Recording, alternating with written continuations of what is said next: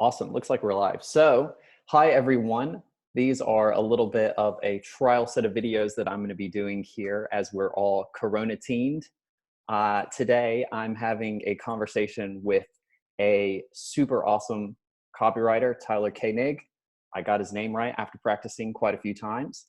Thanks so Perfect. much for coming on with me today here, Tyler. And before we dive in a little bit more about who you are and some of your perspectives, can you give just a brief summary of kind of, yeah, about your professional experience and where you're going to be coming from in this conversation? Cool. Yeah. Thanks for having me on the show. But yeah, man. I'm a website copywriter. Kind of been doing it for now, say like 6 years. Wow. I kind of started with Agora, so more on like the direct response side. So I learned like the game, doing like the finance, like the protect your wealth type of audience, and then I kind of just took it from there and did my own things. I do a lot of brand strategy, website copy, like I said, and so the type of people that I work with is mostly tech companies, a lot of entrepreneurs that kind of have their own products and their own little services. And it's kind of varied. I'm not the best at niching down, even though I've been doing it for a while. And I definitely am a proponent of niching down. I kind of was lucky enough to like make it happen while kind of jumping everywhere. And then yeah, so in the last year, I kind of been focusing a lot more on teaching, Mm. kind of hopefully getting some of what I learned out to other copywriters that want to learn it, and helping them write better and sound good and make money. And yeah, that's pretty much it. That's awesome. And if I saw correctly, you recently got to speak on stage. Is that correct? Previously? Yeah, so I got a chance to speak at the Copywriter Club in real life conference in San Diego. Um, and it was amazing. I was like looking at the speaker list. I'm like, oh damn. I'm like, all right. Thank you for having me. But it was good. It's really cool. Met some, it's always nice to meet other copywriters in real life. Hmm. It's a strange feeling when you don't have to explain what copywriting is to somebody. Um, so yeah, man, trying to share the stuff. Yeah, so with that, that's probably that gives me a quite great idea for a question. What's the weirdest way you've ever had to explain your job? Um, yeah, that's actually so like every holiday it always comes up. Like even now. So like I have like some new family members, like I Okay. guess implanted into my family. And like just now, like a day ago, they're like, "So wait, what do you do again? Like, what are you back there actually working on?" And I've known them Yeah. for like 4 years. But yeah, I guess the way that my go-to is kind of like I write marketing campaigns, and that kind of like gets them to be like, okay. Oh, I'd be okay. like, yeah, sales and marketing campaigns, all the words and the Yeah. ideas. And that's pretty much it. Yeah, it's like my go-to. That's awesome. Yeah, since I've done a lot of email work, I basically have just fully embraced the hatred that the average person has for their inbox being full. And so I just go to, those emails that you get that you hate, I write those. And then it Yeah. just opens up a great conversation. Yeah. But anyways, cool. Well, one of the big goals for me personally over this call and over some of the other calls I'm going to have is to give myself, first of all, and of course, all of the people that happen to watch this, the opportunity to get to know you a bit more on a personal level.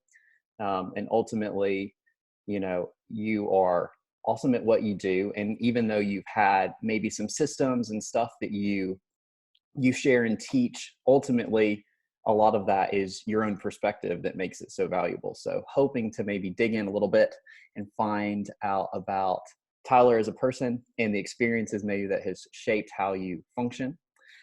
But before we dive into those deep crazy things, I have some random kind of fun questions. You've answered Sure. this before, but I think it would be great to share with everyone watching. What's the worst food you've ever eaten? The worst food I've ever eaten. Huh. I'll say beets. I still hate beets, even as an adult. I Oh think it's like no. I think it's like a memory thing because Okay. I remember my childhood hating beets, and now just like the thought of beets is just like gross to me. Oh no. So yeah. Wow. And then you're obviously traveling quite a bit. So in the countries that you're in, is that like a standard component of their meals? Or how are No, not at all. Not you? at all. Thank God. It's like I haven't seen it. And to be fair, I've had like maybe like one or two beats that I've enjoyed, but luckily beets I think is like super American, so I don't really see Yeah, it that's anywhere good. else. They love beetroot here in Australia. It's basically on Uh, everything. They're kind of like, what would make these eggs better? Let's put some beetroot in there. yeah, I So don't trust it. I don't trust it. yeah, anyways. Well, that's cool. And then have you ever pranked anyone?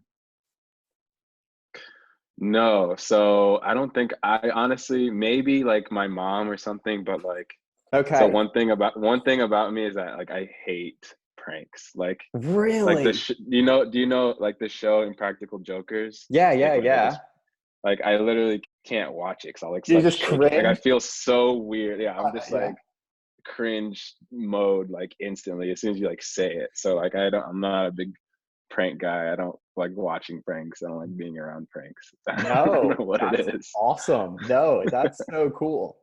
I, I feel like with a question like that, you have basically one of three responses, which is I hate pranks, I've never really pranked anyone, or you have like the prank masters, and they're not Yeah, always yeah, people that you would expect. So it's always right. good to just to suss it out and find out. But luckily, that's Yeah. okay. I have a backup question, which is, Okay. and this will be super awesome to hear from you. What is the most beautiful place you've ever visited? Oh man. You can do maybe top two or three, I guess, if you need to, but Okay. I'll do it with the season attached. okay. So summer in Barcelona, So good. freaking amazing. Like the sun, I swear the sun there just like hits a different way, and the air is like Hmm. very like I don't know, it's really nice. So summer in Barcelona, and then any other time in Bali. Mm. Like I don't know, you're in Australia, and I know Bali's like right there, so it's kind of just like a whatever It's trip. like But 3 hours. Yeah, it's crazy. yeah, but for us, it was like man, like Bali is just so beautiful. I think like just the rice fields and just the beaches there and the sunsets there and the vibe, like it's a beautiful vibe, like very kind Hmm. of spiritual, kind of just super chilled out. And it's yeah, That's it great. was And it was great. so, like, let's say for the American listeners or the people that haven't had the chance to go to Bali, well, when I lived in the States before, I had this like one image of what Bali was like. And then you Mhm. rock up, and it's actually very different depending on where you're at on the island. So, where would you say then? What are your like kind of recommendations then in Bali Yeah, itself? yeah. So I think Bali has been famous for debauchery, like in the Hmm. last like 10-ish years. I think it was a spot where it's like the spring break spot for like Mm-hmm. Australians. So there was like one place like Denpasar, which is kind of around the airport. Yeah. Um, not a lot of great like feel good stuff is happening out Okay. there. Yeah. It's Yeah. just Yeah. kind of Yeah. like streets full of people looking to get in trouble. Oh no. So I think the easiest place to drop in and just really like appreciate everything is Canggu. So it's Canggu, and Okay. that's kind of just like the little beachy town, like kind of broy in a Okay. great way, but like in a nice like it's very surfer vibes. But it's just like a great like very small area, but still very poppin'. Like has all Mm. the things that you need to enjoy, beautiful people, and just like a really good like active energy. Like something's That's always really awesome. happening, and yeah, it's not too hard to like just go 20 minutes outside of town on your little scooter and Yeah. Yeah. see straight up rice fields for like a long Yeah, way. that's So awesome. The cheap yeah, smoothies and fruits, awesome. Did you, Exactly, all day. one of Lush, everything's lush. I did. One of the things that stood out to me though, the most when we were in Bali is apart from the monkey forest, was Mhm. the special Balinese bottle openers that people sold. Did you Oh, yeah, yeah. yeah. They're everywhere, Oh everywhere. no.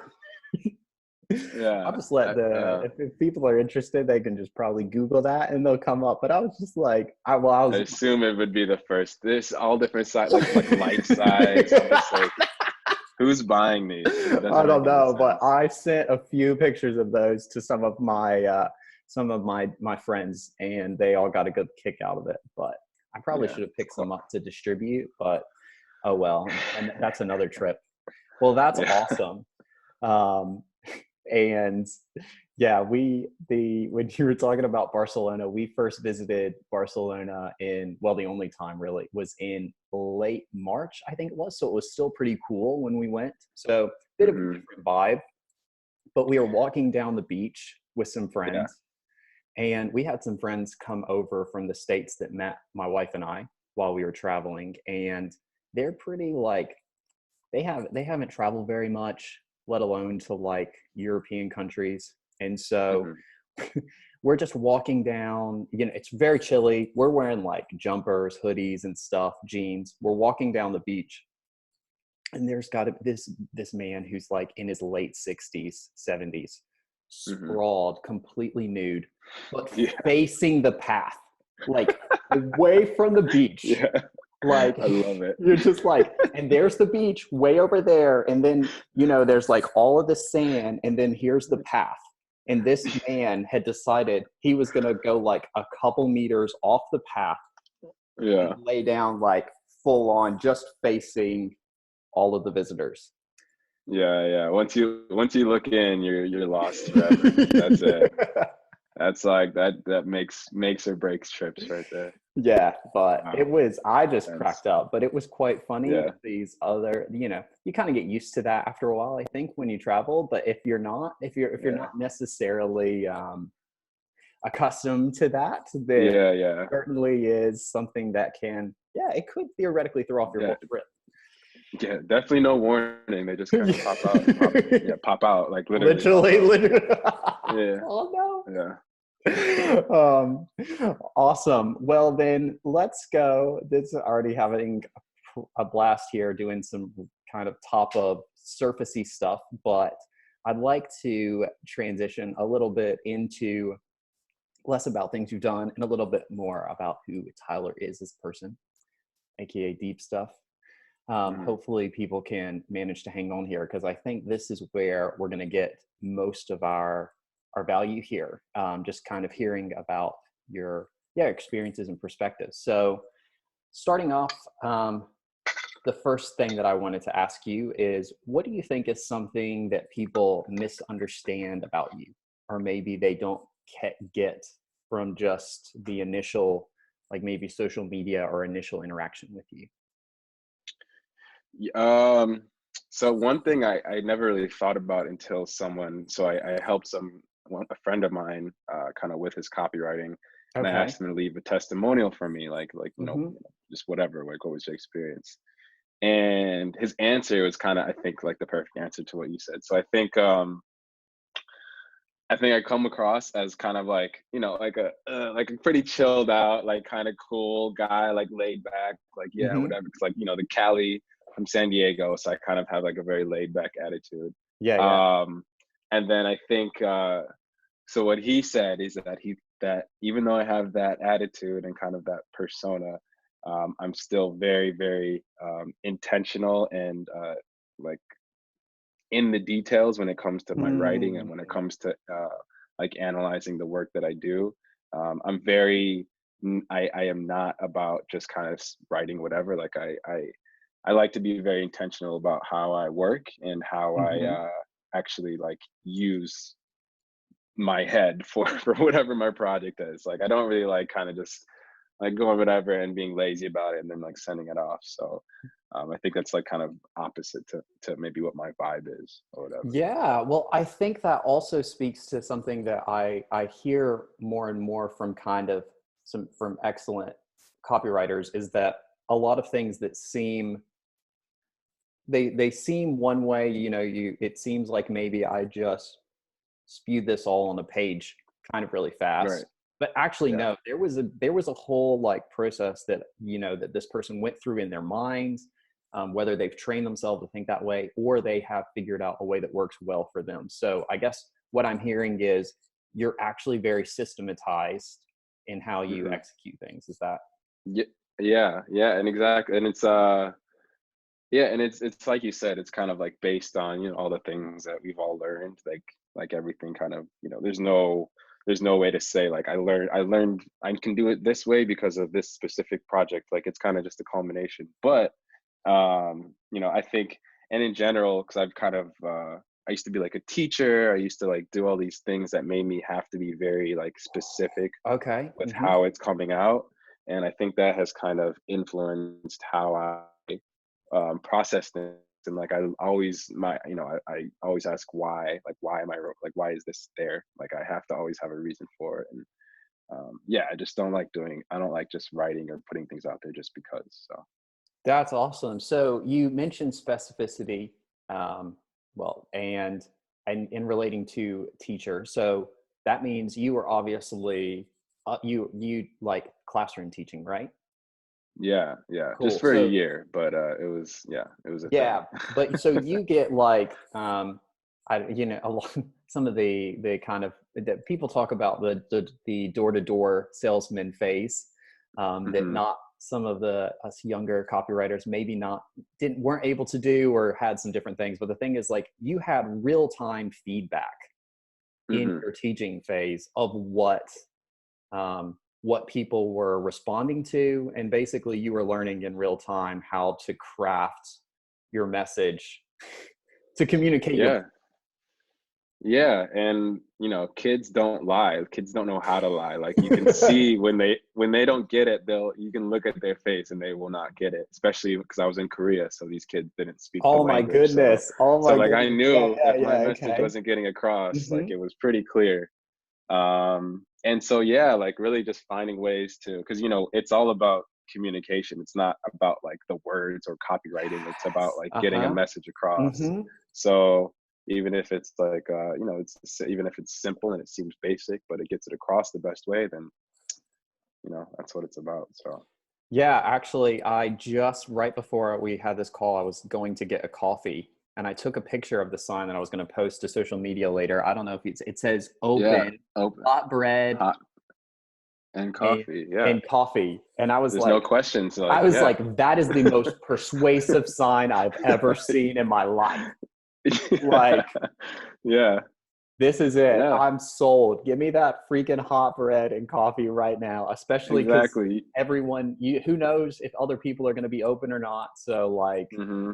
the, No, they knew exactly what you needed to know, and they gave it to you. So yeah. that's it. That's what it all is. So that I would say that I would consider that one of those crucial or influential moments for you as a marketer copywriter. Then that opportunity as a teacher. How would you say then that has played into kind of?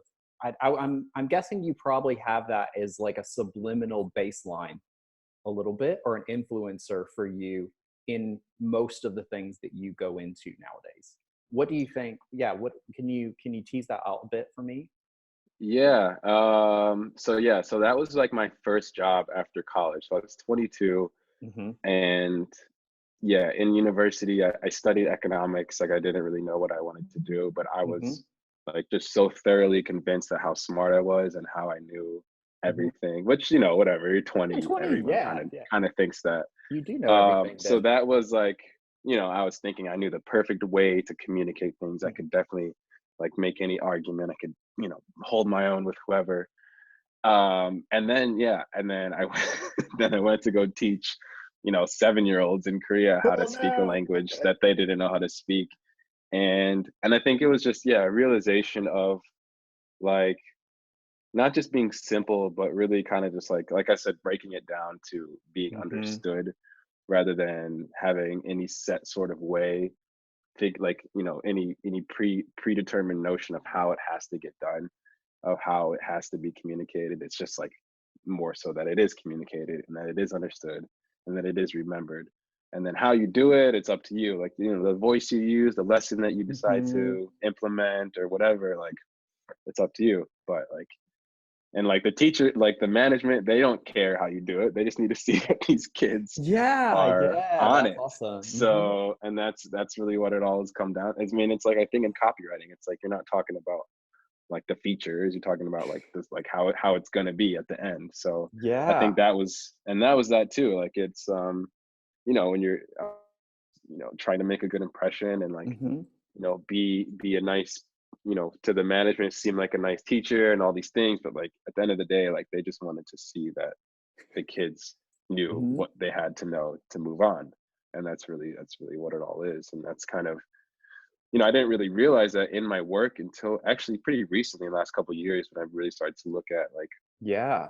persuasion and like understanding like what drives action and relationships and things like that. But I definitely think, yeah, that was like kind of, it was a great experience as far as, and just like being responsible for humans. It's like, oh, Mhm. it's like the whole thing. Like, Gosh, yeah, yeah, yeah, the I whole didn't have any, multitasking. I didn't have any like kids to take care of when I was Mhm. younger, or I didn't have any siblings. So it was like, Yeah, okay, now I have 30, humans that I need yeah. to like make sure they don't die. So it was like, yeah. Which and So that in and of itself is a whole wealth. That's like a bucket load of empathy for you to draw on in a lot of your marketing things, because a lot of your audience would be parents or be concerned about the state of their kids, hmm So I think that's cool as like marketers and writers. The more experiences that we can have in life, the better we end up being as writers, because then we have like more tangible moments to yeah. pinpoint personally as we try and communicate in a way for another person, rather than just Yeah. like venting the situation or the empathy. Yeah, or reading it in a book, or which is good, obviously. But and Yeah, and yeah. it's funny because you mentioned like the door to door thing. Like my second job after that was like basically selling door to door. Oh wow, that's So I awesome. sold, I Okay. sold, I was working for like a meat company, like Oh my freaking goodness. like a high end meat company. I know nothing about meat or like Okay. food, Yeah, but yeah, I was yeah. like, yeah, I can do this. Okay. And man, I was so bad at it. Like it just like made me realize like sales is like a whole thing. It's not just about the product. It's about, all the things. But I was like, damn, like this is real. And I was like, oh, I could totally sell this meat. I didn't sell any meat, bro. I didn't sell shit. It was Look how whack. I didn't beautiful sell my meats are. anything. Look how No, beautiful. I Don't you? was thought I was cool. Like, oh, I'm like this cool meat sale. I had my clipboard. I didn't sell shit. I didn't sell anything. Yeah. Oh So man. yeah, Well, man. thank you for that authenticity there. Hopefully you don't regret that at a later point in life, or hopefully this Yeah, doesn't maybe. come back to haunt you. Well, that's awesome. And so, yeah, just kind of this. So the big idea, and this is something that I'm learning more and more, but seems to be maybe missing from the dialogue, is like, yeah, the end goal is the person that we're communicating.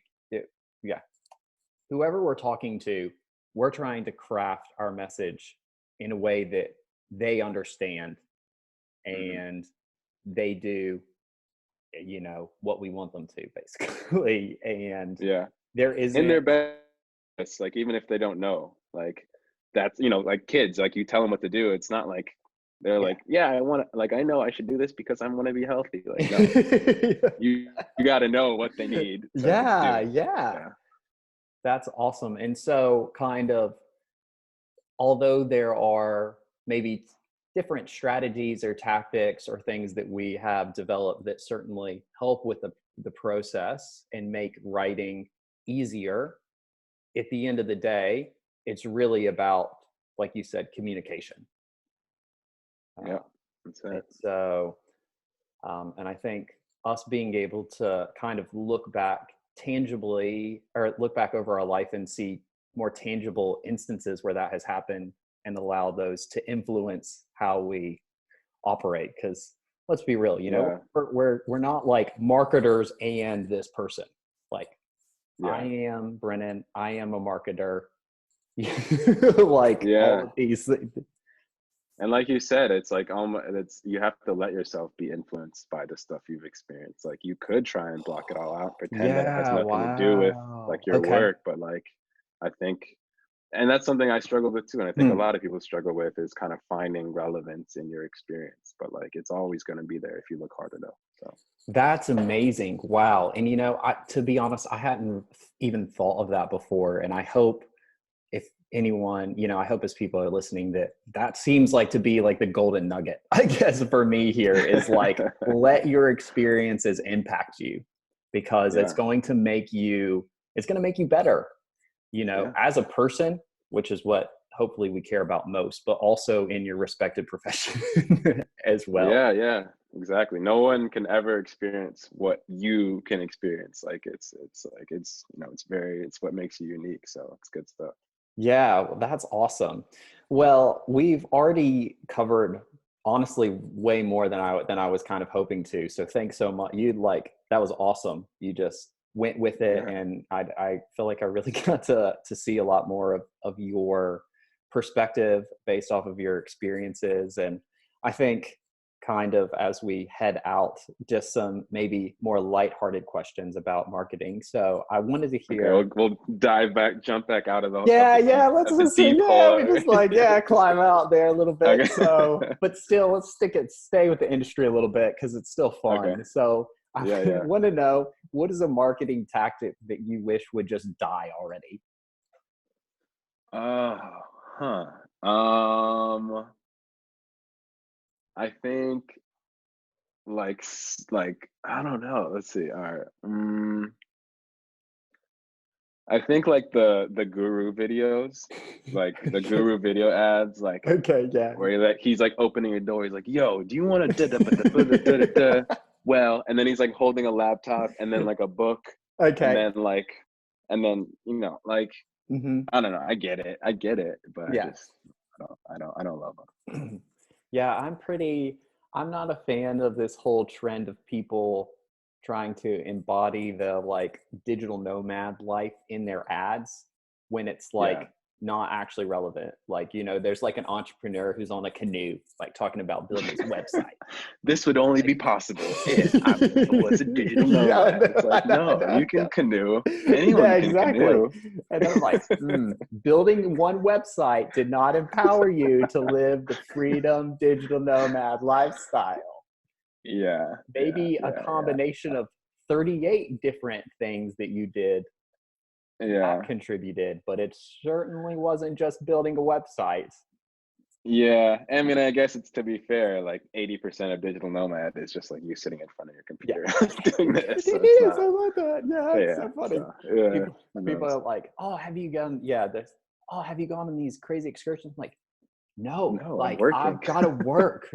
Like I have like reduced hours. Yeah, but I can't Yeah, just be like peace for 5 days. Like that yeah, isn't yeah, yeah, like that's yeah, I have flexible. I go to the gym in the middle of the day. That's really yeah, cool. I go out yeah, for a yeah, coffee or drink whenever I want. Those are awesome, but I'm not just yeah, like disappearing into the wilderness for days at a yeah, time. yeah. That's the whole thing. Yeah. Um, well, that's awesome. And then what would you say then is probably an underrated marketing skill in today's day and age, kind of something to leave people, I guess, as we head into the final moments of our chat? I think it's so, and it's something that I need to work on, but it's being okay with just like doing nothing Okay. and Mm. just like chilling out. Because I think yeah, I mean, especially now in like the current time and all this stuff, it's like it's kind of put things into realization, I think, for like what's important and like how to Hmm. like actually take care of what's important. And I think I know me definitely specifically. I there were years like probably like 2 or 3 years ago or 3 or 4 years ago when I was really just like all day just like in front of my computer like this, and like I would say no to like watching a movie because I feel like there's something Mm. I could research, and Yeah. then there's never any time to really chill out and just like take care of yourself, like Wow. Okay. get your body fixed, like Hmm. make sure you're healthy, and like like just kind of just be okay with like I think part of the reason like the why digital nomading and kind of doing, even working remotely is so Mhm. advantageous. It's not necessarily like traveling to these places and being in all these places. It's just like having the time to chill out and like, Yeah, take advantage of awesome. it. Like even Okay. if it's small little like, pieces throughout the day, but just like, all right, I'm chilling. Like, Mhm. so I suck at it. Yeah. I still am so bad Oh, at it. Like nah, that makes I'm the sense. worst at it, but I'm trying to, I realize the need for it and I'm like trying to work No, towards it. that's great. And then, so would you say then that you think there's kind of like, um, do you, I guess I'll just rephrase it.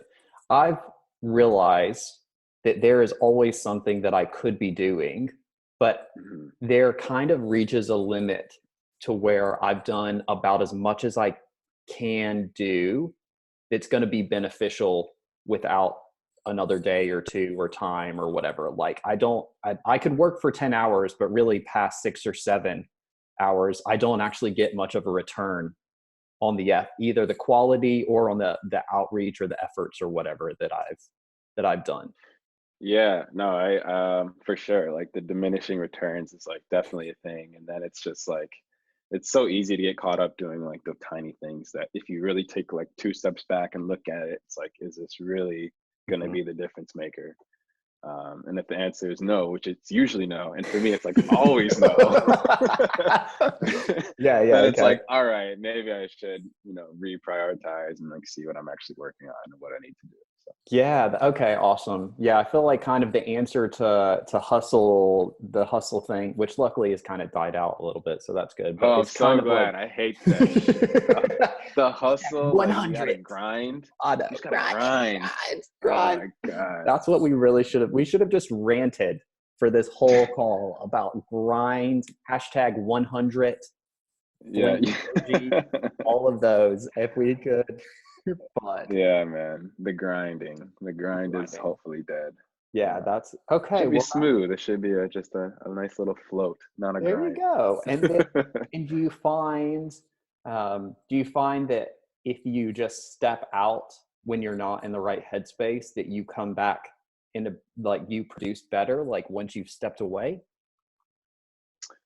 Yeah, I think so. And then definitely like I just heard the do from my Oh AirPods, so it no, might die. So we yeah. got 3 minutes left.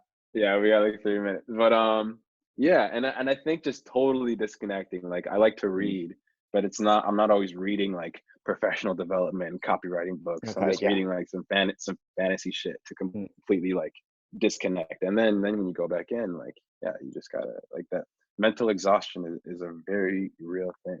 So wow. you Okay. should definitely like treat yourself well and balance just pure fun and chill with the work too. Hmm. So Well, that's awesome, man. To be honest, I feel like we could go on forever, but I feel like this is a great space for us yeah, it was fun, to man. call it.